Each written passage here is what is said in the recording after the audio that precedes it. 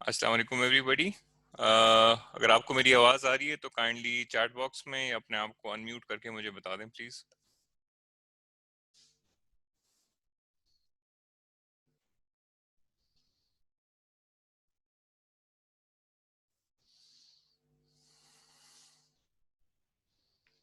चलें ठीक है। We seem to be a little low on participant numbers. चले मैं एक 5 मिनट्स और वेट कर लेता हूँ एंड आई थिंक उसके बाद फिर स्टार्ट कर लेते हैं इंशाल्लाह।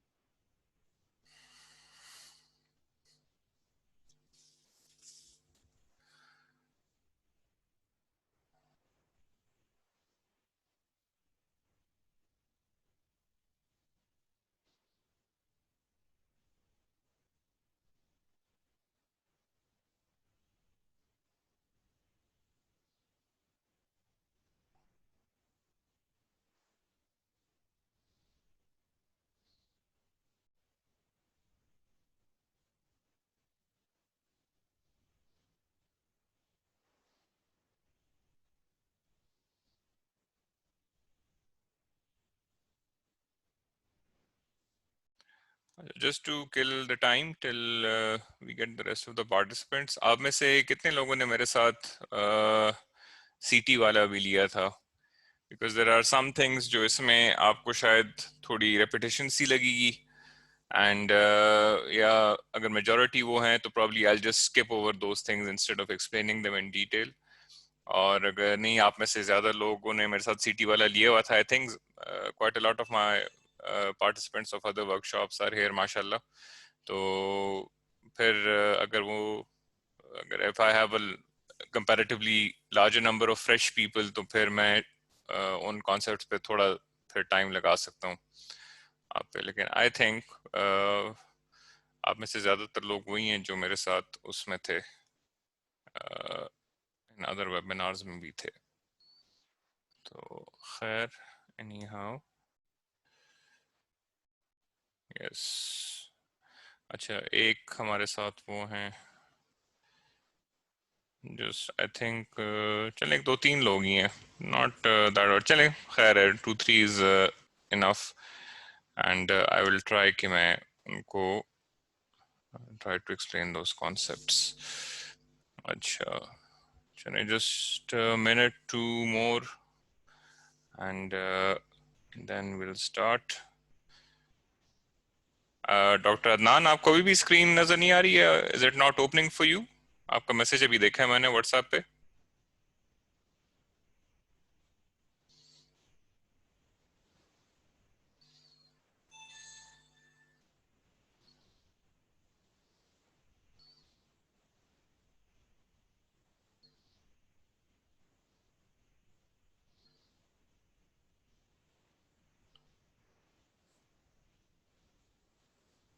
Doctor Adnan, are you with us?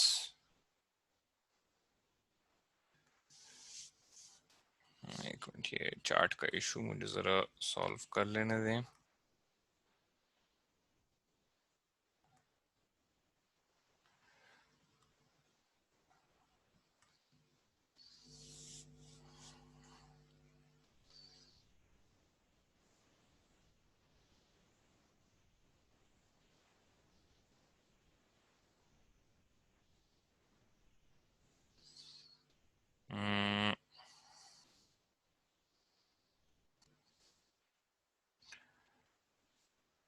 I think doctor Adnan तो हमारे साथ मेरे ख्याल से इसमें है ही नहीं।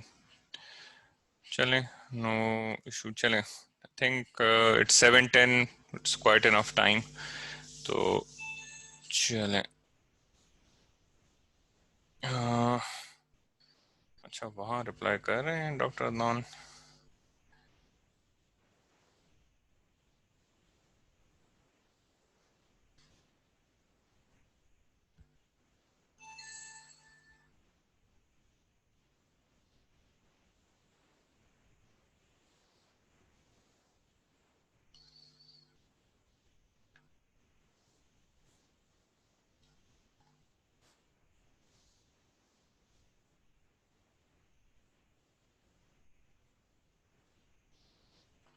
एक मिनट, और एक पार्टिसिपेंट है, उनको ज़रा लिंक में इशू हो रहा है। Let me just share it again in the group.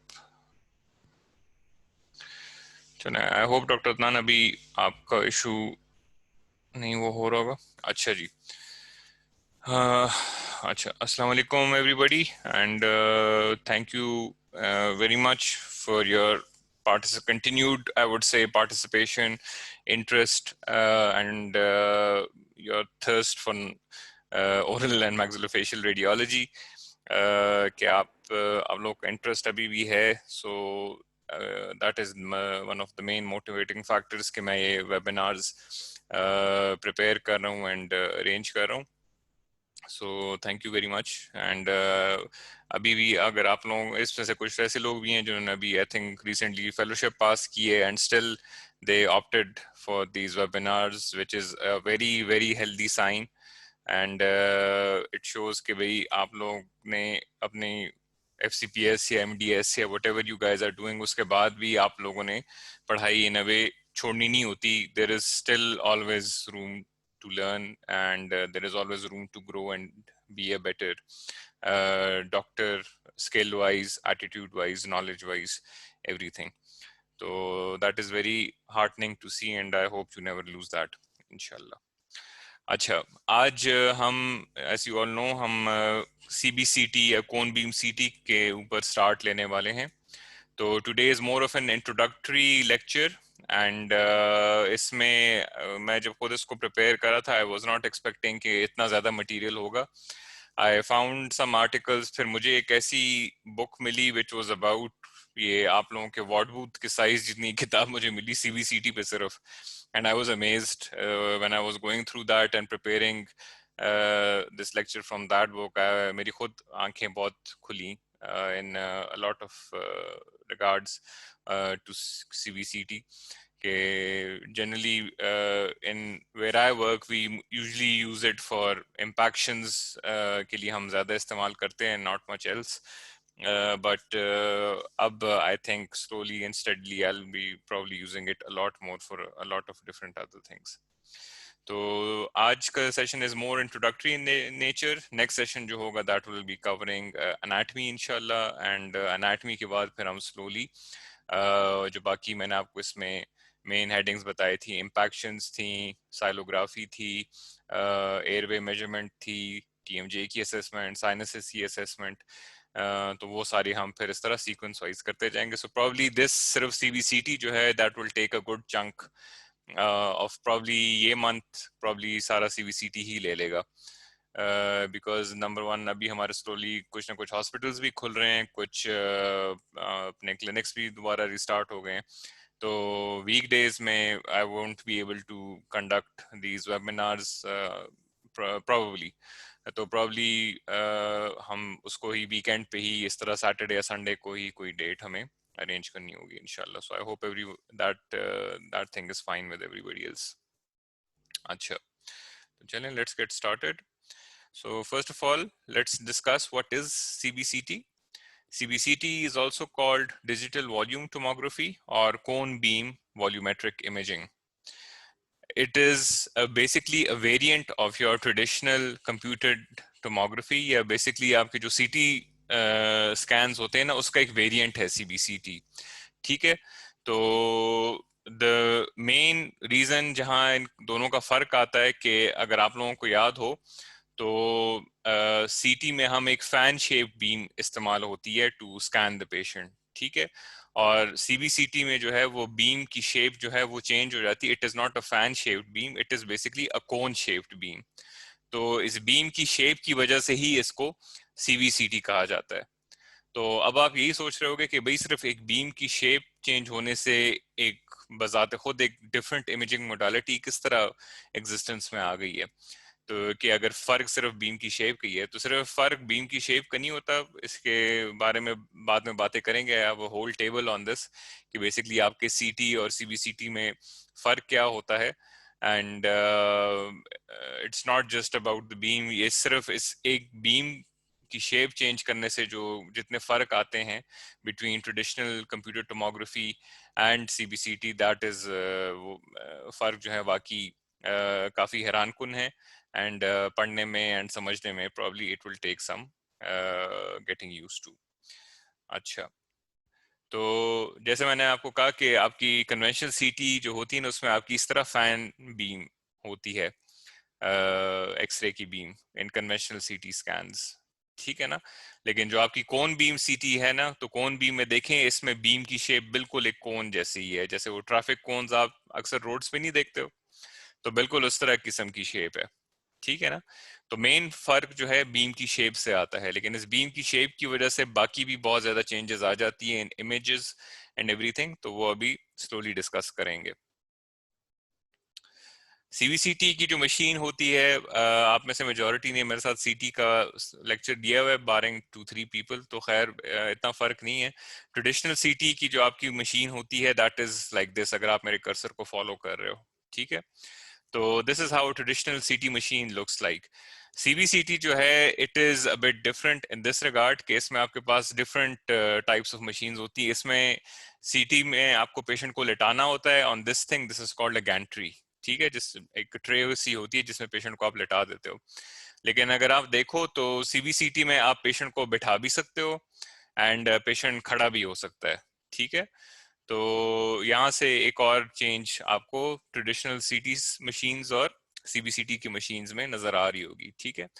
दूसरा, इस पिक्चर से शायद आपको इतना वाजे नहीं होगा, लेकिन ये जो ट्रेडिशनल सीटी की मशीन होती है ये खुद तकरीबन पूरा एक कमरा ले लेती है and it occupies a lot of space.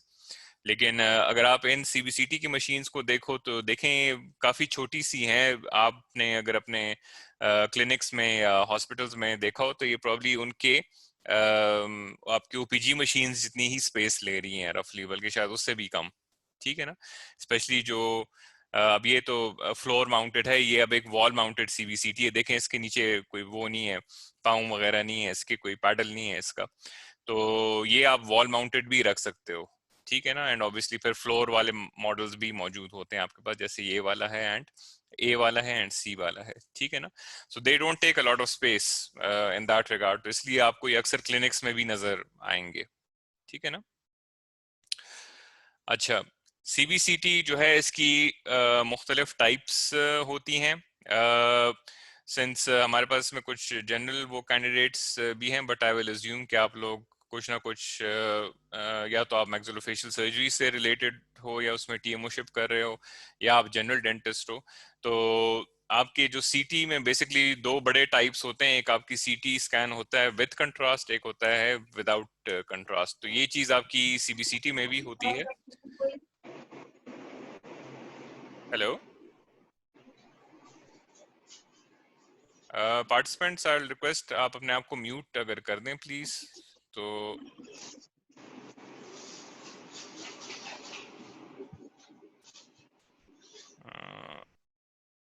Thank you so much. अच्छा जी,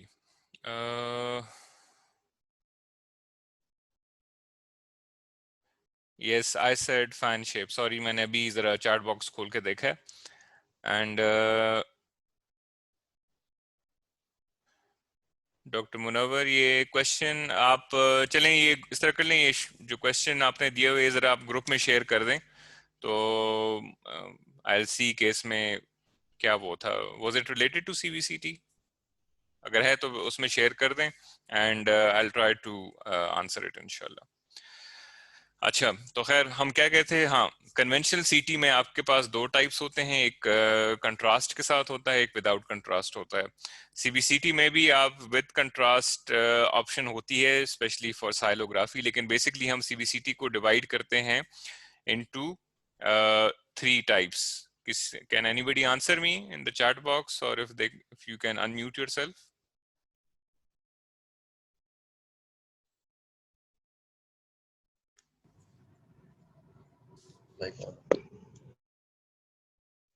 जी, anybody? Types of CBCT.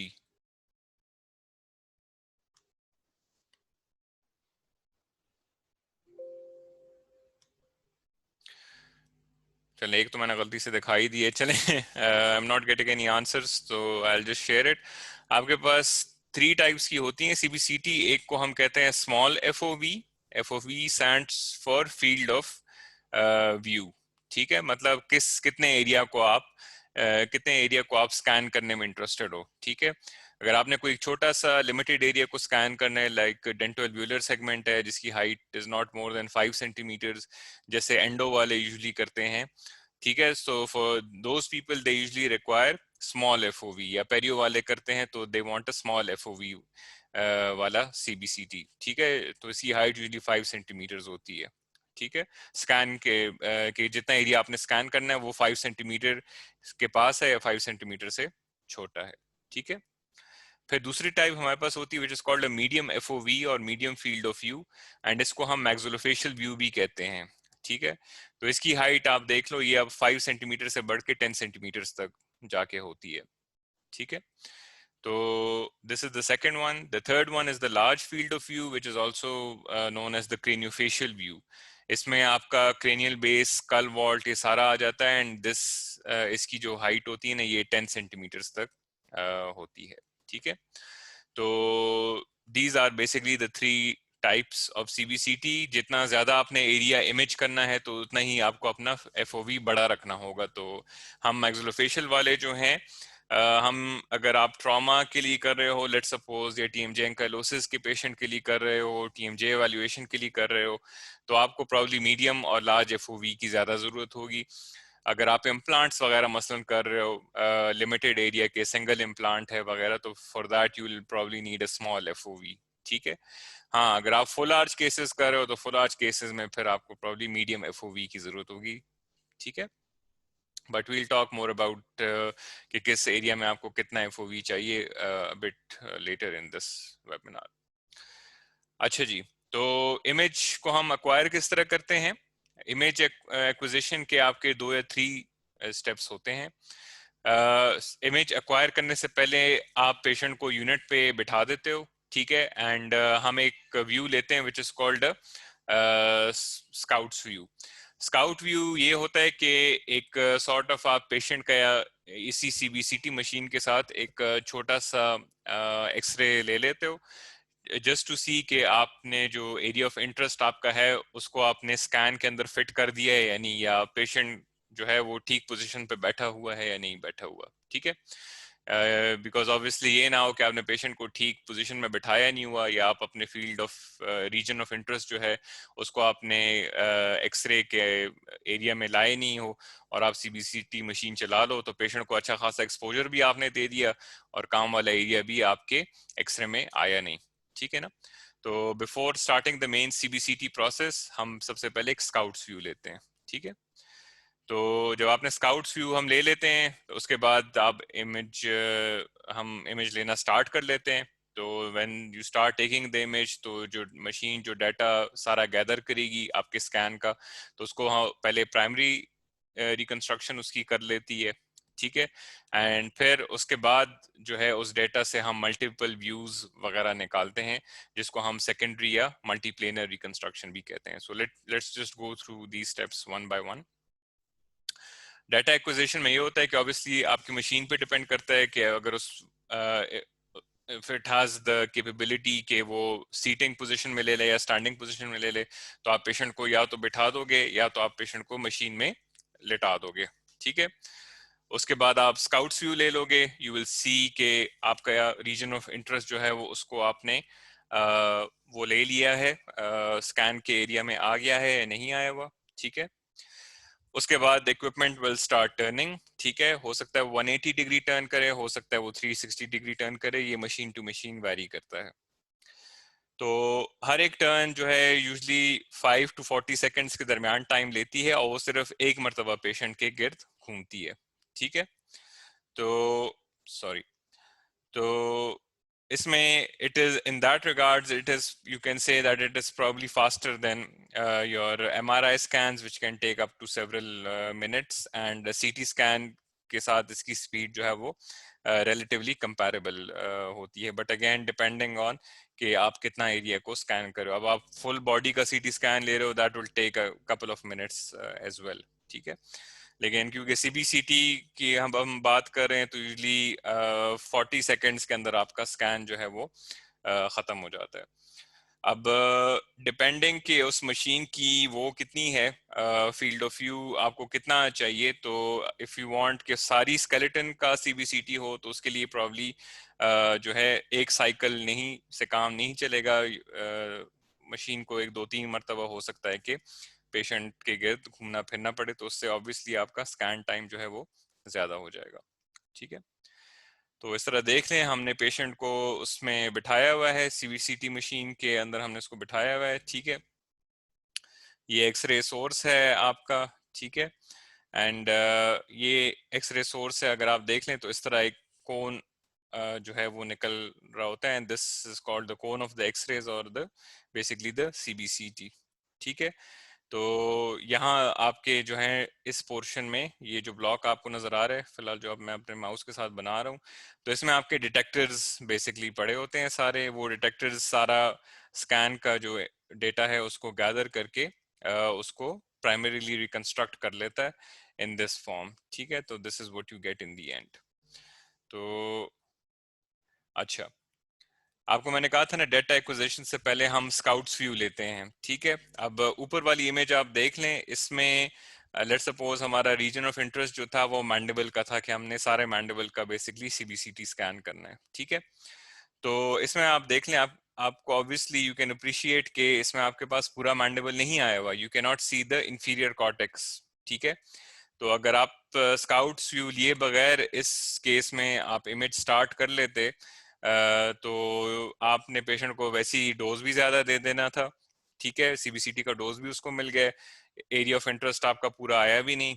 ठीक है, and now since you've done it wrong, you'll have to expose the patient to a second round of radiation, and that is just dangerous for the patient. ठीक है, कि आप उसको बार बार CBCT का अच्छा खासा रेडिएशन का डोज एक्सपोज करके दे रहे हो.